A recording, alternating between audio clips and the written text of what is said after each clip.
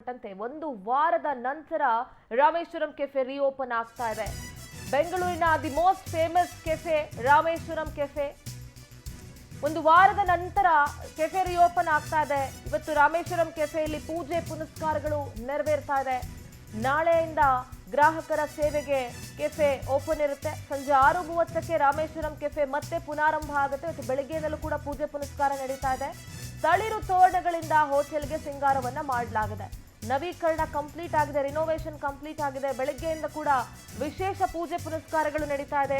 ಪೊಲೀಸರ ಭದ್ರತೆಯಲ್ಲಿ ಪೂಜಾ ಕೈಂಕರ್ಯಗಳನ್ನ ನಡೆಸಲಾಗ್ತಾ ಇದೆ.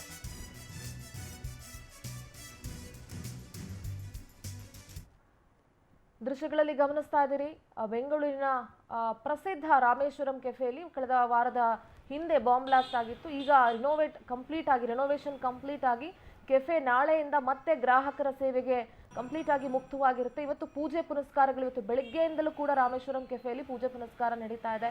ಸೊ ಹಸಿರು ತಳಿರು ತೋರಣಗಳಿಂದ ಮತ್ತೆ ಹೂಗಳಿಂದ ರಾಮೇಶ್ವರಂ ಕೆಫೆಯನ್ನು ಅಲಂಕಾರ ಮಾಡಲಾಗಿದೆ. ಪೊಲೀಸರ ಭದ್ರತೆಯಲ್ಲೇ ಪೂಜಾ ಕೈಂಕರ್ಯಗಳನ್ನು ಕೂಡ ನೆರವೇರಿಸಲಾಗ್ತಾ ಇದೆ. ರಿನೋವೇಷನ್ ಕೂಡ ಕಂಪ್ಲೀಟ್ ಆಗಿದೆ. ರಾಮೇಶ್ವರಂ ಕೆಫೆಯ ವೈಶಿಷ್ಟ್ಯತೆ ಏನಂದ್ರೆ ಇಂಟೀರಿಯರ್ಸ್ ಬಹಳ ಅದ್ಭುತವಾಗಿ ಮಾಡಿದ್ದಾರೆ. ಬಾಂಬ್ ಸ್ಫೋಟದ ಬಳಿಕ ಮಾಲೀಕರು ತುಂಬಾನೇ ಅಲರ್ಟ್ ಆಗಿದ್ದಾರೆ. ಇಂಥ ದುರ್ಘಟನೆ ನಡೀಬಾರದು ಅಂತ ಕಟ್ಟೆಚ್ಚರವನ್ನ ವಹಿಸಿದ್ದಾರೆ.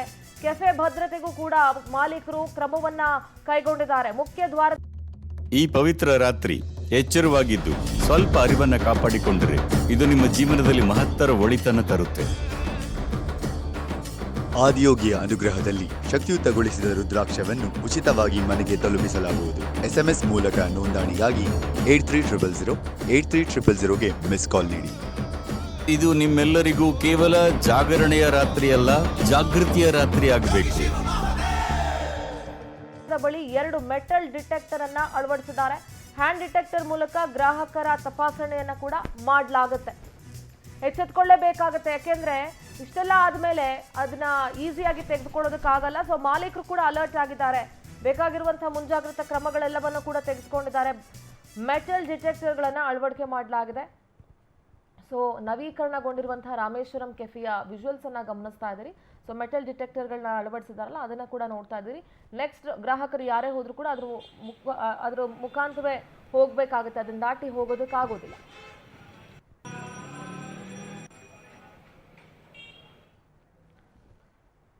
ರಾಮೇಶ್ವರಂ ಕೆಫೆಯಿಂದ ನಮ್ಮ ಪ್ರತಿನಿಧಿ ಸುಷ್ಮಿತಾ ಪೂಜಾರಿ ನೇರ ಸಂಪರ್ಕದಲ್ಲಿ ಜಾಯ್ನ್ ಆಗ್ತಾ ಇದ್ದಾರೆ. ಸುಷ್ಮಿತಾ, ಇವತ್ತು ಶಿವರಾತ್ರಿ ಹಬ್ಬ, ಅದರ ಮಾಲೀಕರು ಹೇಳಿದ್ರೆ ಇವತ್ತು ನಾವು ರಿಓಪನ್ ಅನ್ನ ಮಾಡ್ತೀವಿ ಅಂತ. ಬೆಳಗಿನಿಂದಲೂ ಕೂಡ ಪೂಜೆ ಪುನಸ್ಕಾರ ನಡೀತಾ ಇದೆ, ಏನ್ ಹೇಳ್ತೀರಿ? ಸಿಂಧೂರ, ಏನು ಕಳೆದ ಮಾರ್ಚ್ 1ರಂದು ಕುಂದಲಹಳ್ಳಿಯ ರಾಮೇಶ್ವರ ಕೆಫೆಯಲ್ಲಿ ಬಾಂಬ್ ಬ್ಲಾಸ್ಟ್ ಆಗುತ್ತೆ. ಸದ್ಯ ಇವತ್ತು ರಾಮೇಶ್ವರ ಕೆಫೆ ರಿಓಪನ್ ಆಗ್ತಾ ಇರ್ಬೋದು. ನಾನು ಕುಂದಲಹಳ್ಳಿಯ ರಾಮೇಶ್ವರ ಕೆಫೆ ಬಳಿನೇ ಇದ್ದೀನಿ. ನೀವು ನೋಡ್ತಾ ಇರ್ಬೋದು, ಒಂದು ರೀತಿಯಲ್ಲಿ ಹೊಸದಾಗಿ ಇವತ್ತಿನಿಂದ ರಾಮೇಶ್ವರ ಕೆಫೆ ಶುರು ಆಗ್ತಿರುವಂಥದ್ದು. ರಾಮೇಶ್ವರ ಕೆಫೆಯನ್ನು ತಳಿರು ತೋರಣಗಳಿಂದ, ಹೂಗಳಿಂದ ಅಲಂಕಾರ ಮಾಡಿ ಮತ್ತೆ ಹೊಸದಾಗಿ ಇಲ್ಲಿ ಹೋಟೆಲನ್ನು ಸ್ಟಾರ್ಟ್ ಮಾಡಲಿಕ್ಕೆ ಎಲ್ಲರೂ ಕೂಡ ಸಜ್ಜಾಗಿರುವಂಥದ್ದು. ಇದ್ರ ಜೊತೆಗೆ ಏನು ಬೆಳಗ್ಗೆಯಿಂದಲೇ ಕೂಡ ಇಲ್ಲಿ ಏನು ಪೂಜೆಗಳನ್ನ ಮಾಡ್ತಾ ಇರುವಂತಹದ್ದು. ಕಳೆದ 2 ದಿನದ ಹಿಂದೆನೇ ಎಲ್ಲ ರಿನೋವೇಟಿವ್ ಕೆಲಸಗಳು ಕೂಡ ಆಗ್ತಾ ಇತ್ತು. ಗೋಡೆಗಳಿಗೆ ಬಣ್ಣ ಬಳಿಯುವಂತಹ ಕಾರ್ಯಗಳು ಕೂಡ ಆಗಿತ್ತು. ಹಾಗೆ ಇವತ್ತು ಹೊಸದಾಗಿ ಪೂಜೆಗಳನ್ನ ಮಾಡಿ, ಅಂದರೆ ಇವತ್ತು ಶಿವರಾತ್ರಿ ಹಬ್ಬ ಆಗಿರೋದ್ರಿಂದ ಬಹಳ ವಿಶೇಷವಾಗಿ ಪೂಜೆಯನ್ನು ಮಾಡಿ ಏನು ಶುರುವನ್ನು ಮಾಡ್ತಾ ಇರುವಂತಹದ್ದು. ಬೆಳಗ್ಗೆಯಿಂದಲೇ ವಿವಿಧ ಪೂಜೆಗಳು ಕೂಡ ದೇವರಿಗೆ ನಡೆದಿದೆ.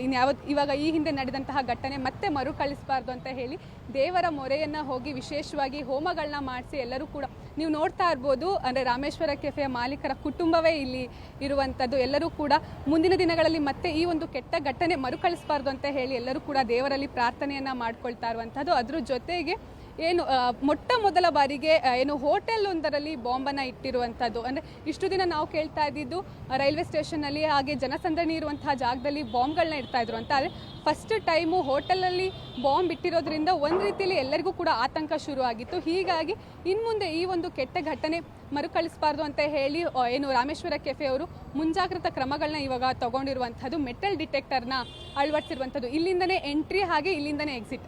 ಹಾಗೆ ನಾಳೆ ಬೆಳಿಗ್ಗೆ 6:30ಗೆ ಹೋಟೆಲ್ ಶುರು ಆಗುತ್ತೆ.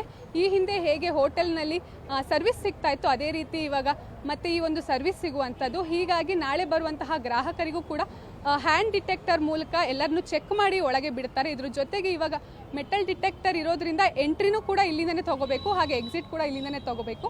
ಇದ್ರ ಜೊತೆಗೆ ಇವತ್ತು ಸಂಜೆ 7 ಗಂಟೆಗೆ CM ಹಾಗೆ DCM ಕೂಡ ಬರುವಂತಹ ಸಾಧ್ಯತೆ ಇದೆ.